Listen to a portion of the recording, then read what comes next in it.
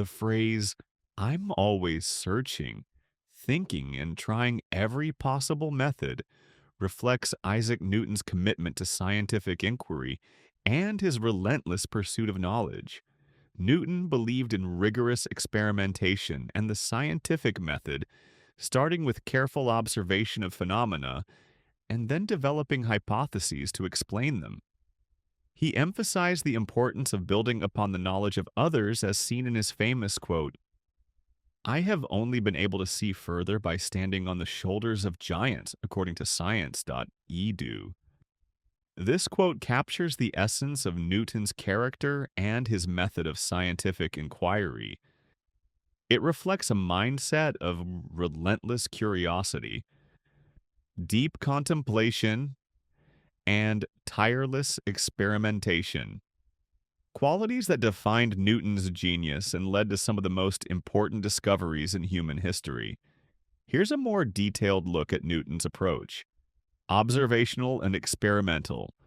Newton prioritized observing natural phenomena and conducting experiments to establish the properties of things, rather than relying on pre-existing hypotheses.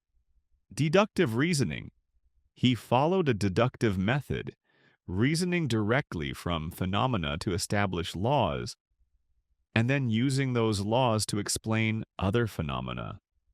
Mathematical framework. Newton developed calculus as a mathematical tool to describe and understand motion and change, which was a significant advancement. Focus on simplicity. His method aimed for simplicity, seeking to explain phenomena with minimal assumptions and the fewest possible causes. Building on previous work. Newton acknowledged the importance of building upon the work of those who came before him, highlighting the cumulative nature of scientific knowledge. In essence, the phrase captures Newton's dedication to scientific investigation, his belief in the power of observation and experimentation, and his approach to problem solving. "I'm always searching." This part speaks to Newton's constant quest for knowledge. Newton didn't simply accept the explanations of his time, he was always looking for deeper truths. His curiosity extended across many fields: physics, mathematics, astronomy, optics, and even alchemy and theology. For Newton, searching meant asking questions that others hadn't thought to ask, challenging established ideas and venturing into the unknown. He once said, "To myself, I am only a child playing on the beach, while vast oceans of truth lie undiscovered before me." This humility in the face of nature's mysteries shows that his searching was a lifelong endeavor. He never believed he had reached the final answer, only that he was part of a larger journey of discovery. Thinking. Thinking was at the heart of Newton's process. But not just ordinary thinking, he engaged in deep, prolonged, and focused thought. He would often isolate himself for days or weeks to think through a problem in silence and solitude.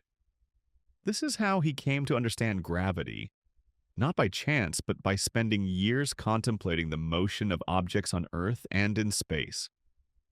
Newton's thinking was both analytical and imaginative. He visualized abstract concepts, turned them into mathematical models, and then tested them against reality. His ability to combine logic with creative insight allowed him to see connections that others missed. Trying every possible method.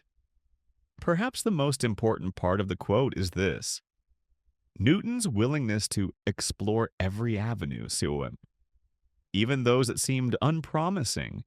He didn't rely on one approach. If something didn't work, he tried another and another. He experimented meticulously, recorded his observations, refined his ideas, and kept pushing forward. This methodical persistence is how he developed the laws of motion, the law of universal gravitation, and calculus, independently of Leibniz. He tried different experiments with prisms to understand light. He invented new tools like the reflecting telescope when existing ones weren't good enough. His methods were not always fast, but they were thorough and rigorous.